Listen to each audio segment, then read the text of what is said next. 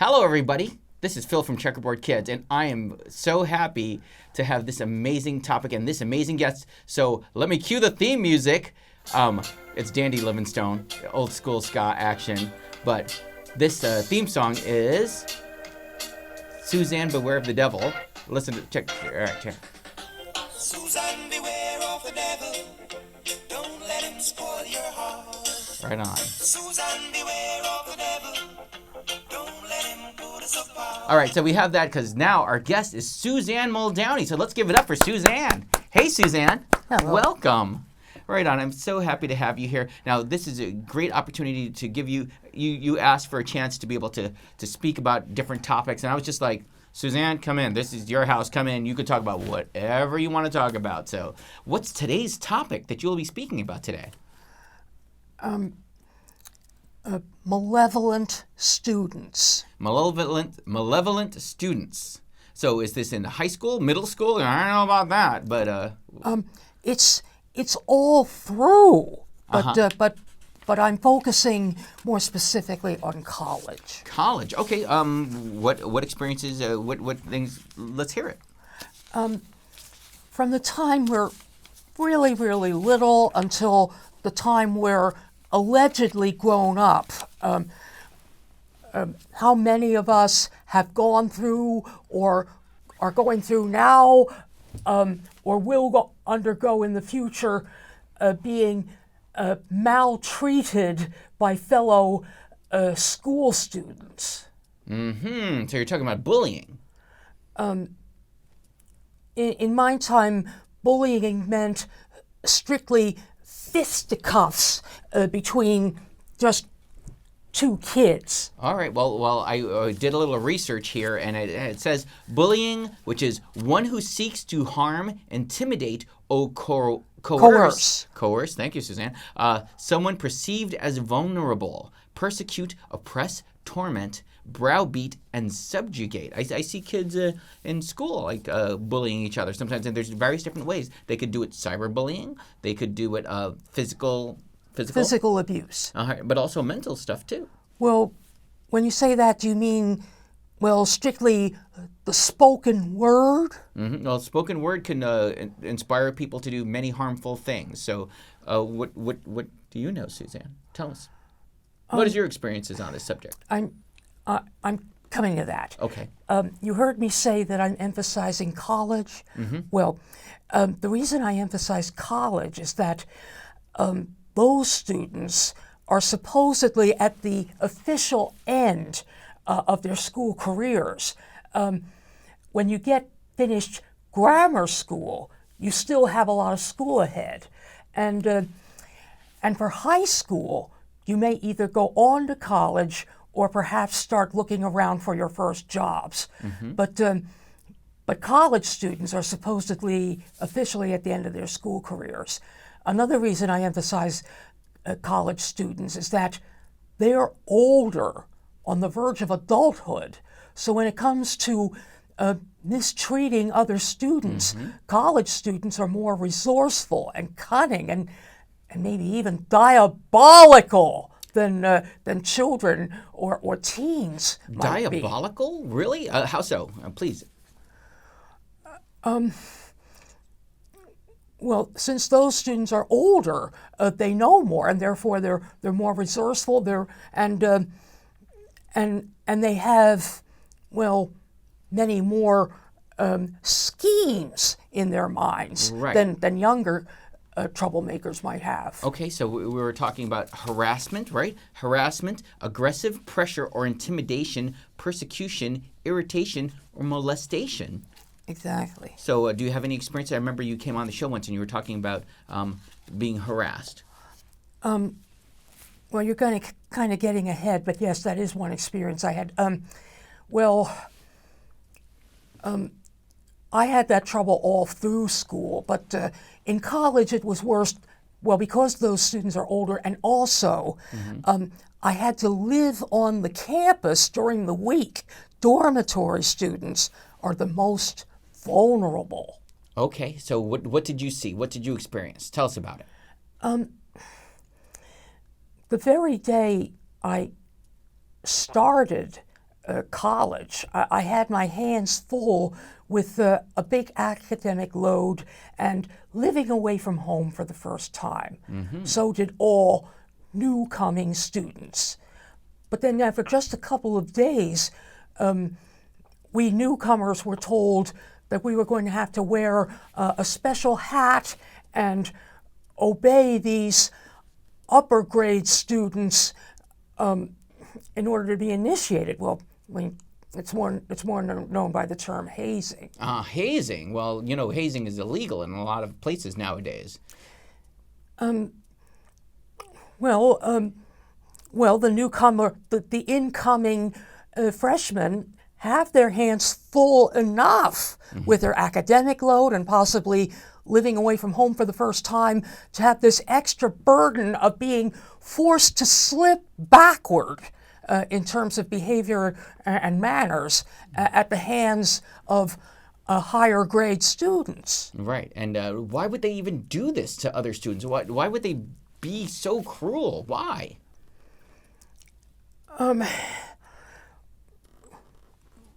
I remember an episode on Quincy Emmy when Jack Klugman as Quincy said, hazing has no purpose. It proves nothing. Okay.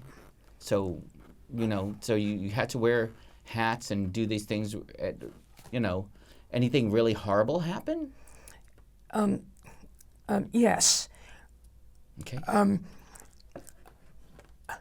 We had to have our caps on all the time we were in the buildings or even around the campus.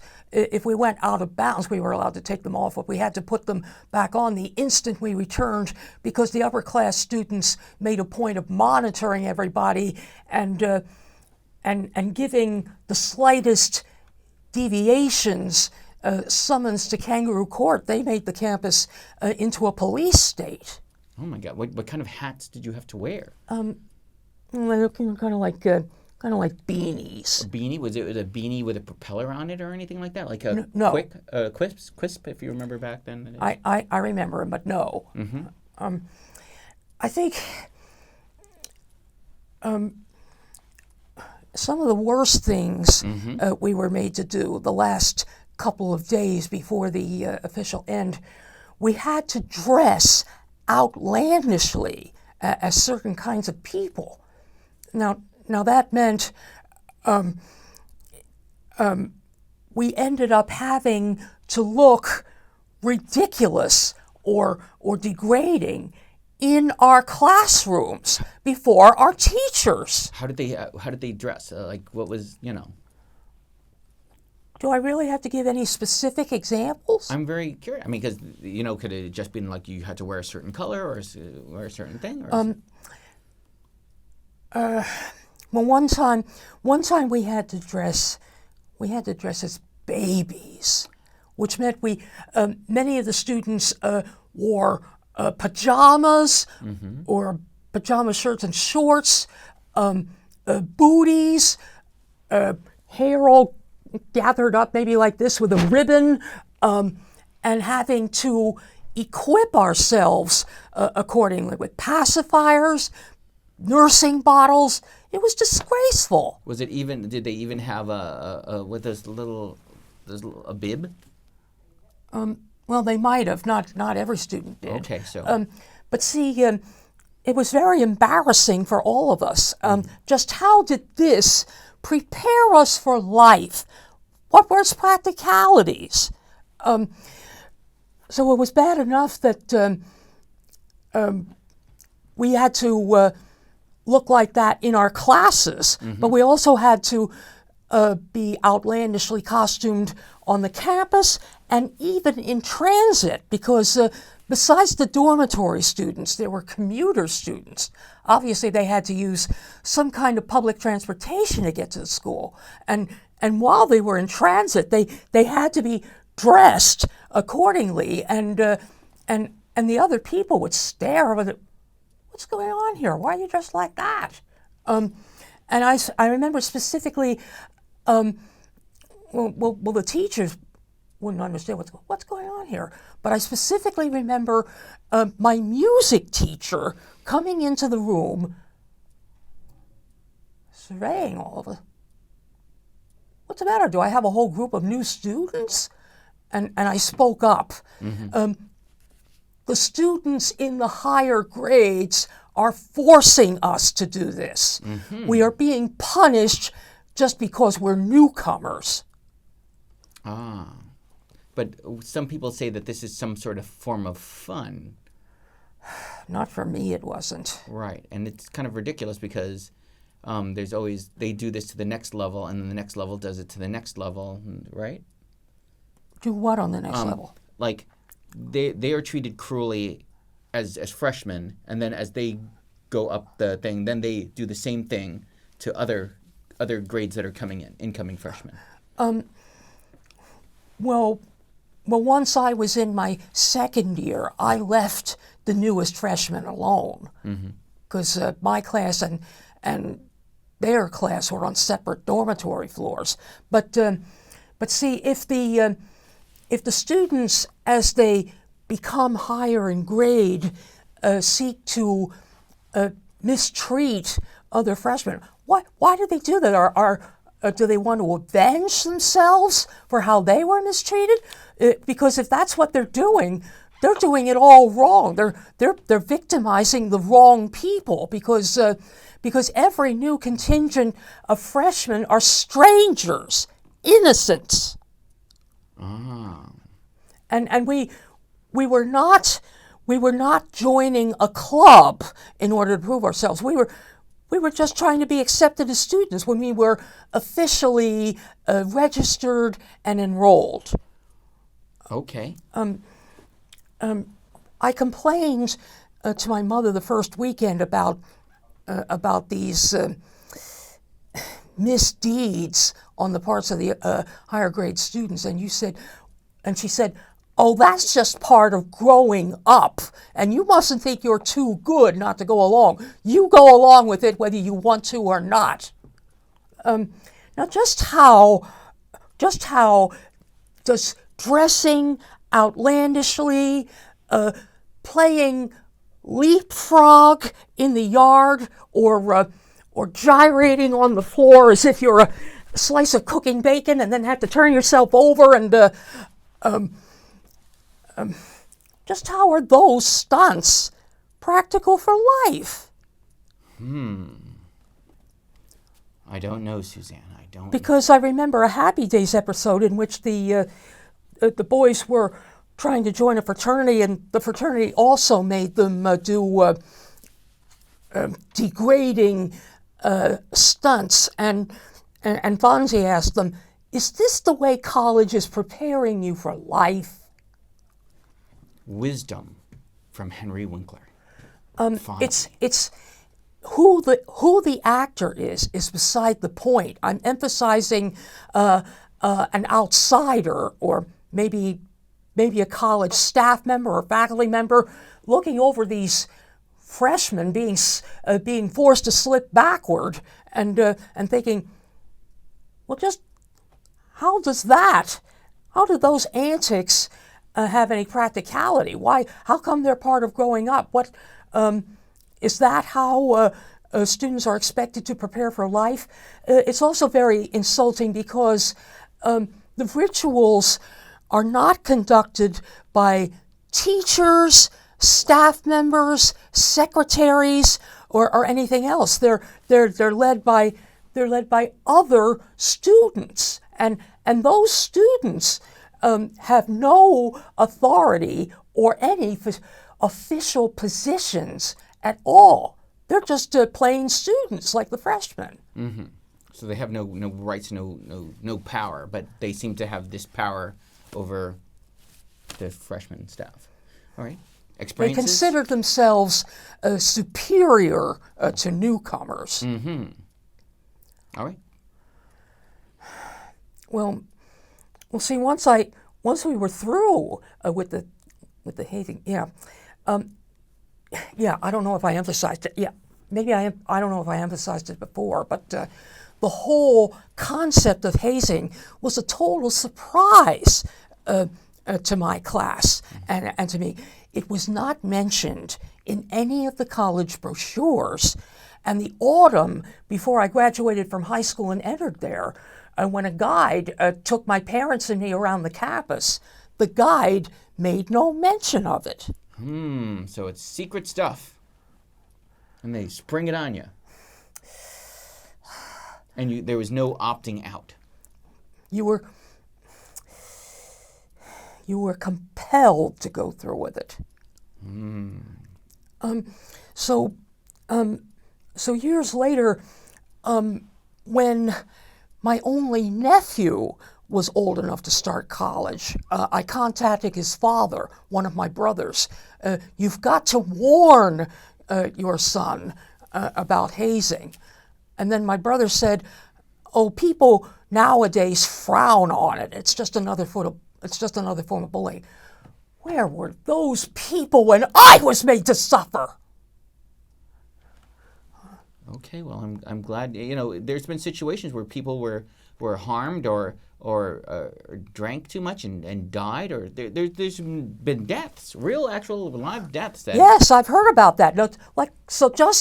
Just how are all those detrimental antics part of growing up or practical for life? I would say that it was made for them to not take themselves seriously, but if you're killing people, that's not so much. All right. Other things? Well, after the hazing, I was still mistreated for the rest of the school year. What? And Why?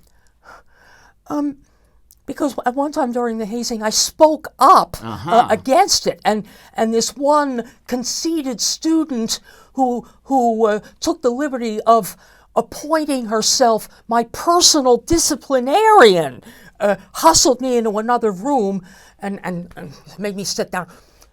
"Who in the world do you think you are?" A phrase like that is said only by parents when they're angry with children. Well, what did you say to that? I don't know whether...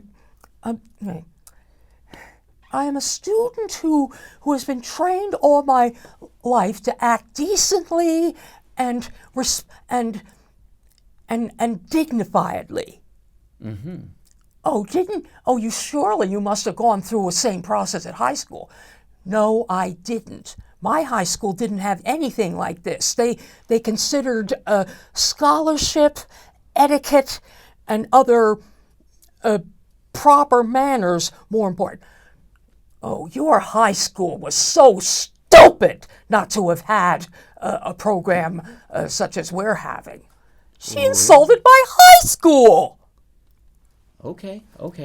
Well, this girl and quite a few of the others, at least half the other students in her class who were in the dormitory, became serial offenders. Okay, like what? Huh? Examples? Well, let me emphasize some specific examples in which I was physically abused. Okay. All right. It was my job once a week to collect the students' bedclothes for laundering. And this self-appointed disciplinarian, when she brought down her load, kept some distance from the door and threw her bag into my face. Wow. So after a while, I figured it's best for me not to make myself visible to that girl. So I resorted to standing behind the door. But then when the girl came down and didn't see me in the room, she threw her load over the door top so that I still got struck. Oh, no. Okay.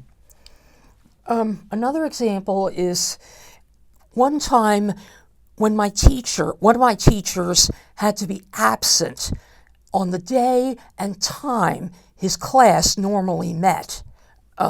he assigned the students to have discussions and for me to take notes. We were settling down, and then all of a sudden, several students not enrolled in that course came into the room. One of them was the self-appointed disciplinarian, and a couple others with her who also proved to be repeat offenders. So these trespassers sat on the floor around my seat, and while I was trying to do my duty, take notes, these trespassers reached underneath my clothing and they tickled me, they pinched me, they scratched me so that I couldn't kick them loose. Means I was trying to take notes and I was having trouble doing it because of this interference. Sometimes they touched me close to intimate body areas. Oh my goodness. And then the one girl who was the self-appointed disciplinarian got up, grabbed my pen hand, and made it move so that I ended up making scrawls and scribbles all over the notes. Oh, look at what you did! Don't you know neatness counts? Your teacher will roast you alive for this. Wow. Was she ever brought to justice? What? Was she ever brought to justice? Well, probably she was. I don't know, because if any malefactors, after I reported incidents, guilty parties to the authorities, if the guilty parties were somehow penalized, I never heard about it, and the guilty parties did not reform as a result. And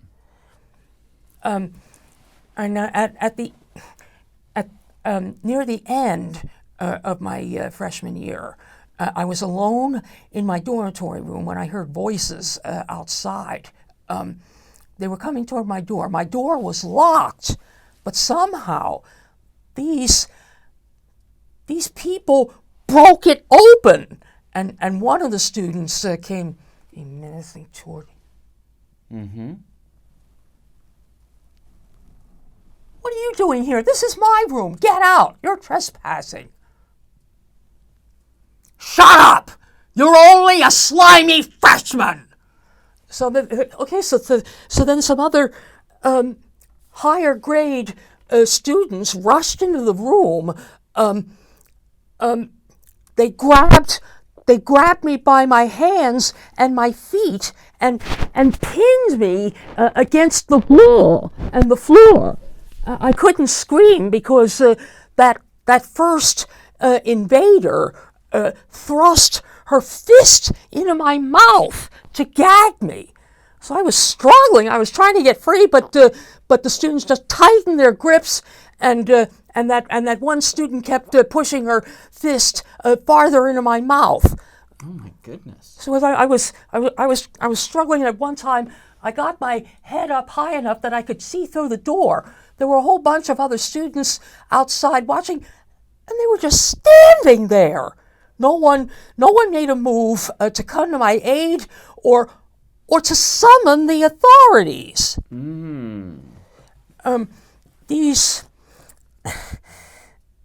These abusers were socking me, pulling at my clothes. They finished by mussing up my hair, spraying it with some gooey substance, and then thrusting a couple of pastries into my face. Oh my God, Suzanne, I'm sorry that you had to go through that. Well, they finally decided they were satisfied, and they left. But I was left in a state of disrepair, and I was screaming and sobbing. What's the matter with them? I never did anything mean to them. And nobody came to your aid? Nobody, after that happened, nobody came to you? Well, some other students came to my aid too late. to clean me up and get me back to normal, but no students had bothered to come to my aid while I was being attacked, and none of them made a move to summon the authorities. And that's bullying right there, because, a lot of bullying goes on because people don't speak up. Well, I did speak up. After all, I was the victim. I had to report guilty parties and incidents time after time after time to the heads of the dormitory, sometimes the dean, even a couple of times the president. And did anything happen? I don't know. Because if any I said before, if any guilty parties were somehow penalized, I never found out, and they did not reform. The girl who appointed herself disciplinarian, her very last remark to me was rude, because the day she graduated, and all the other members of her class graduated, I had to be there too, because I was in the glee club, and we were supposed to sing a number. So this disciplinarian in her cap and gown saw me in the hallway and said, "What do you think you're doing here?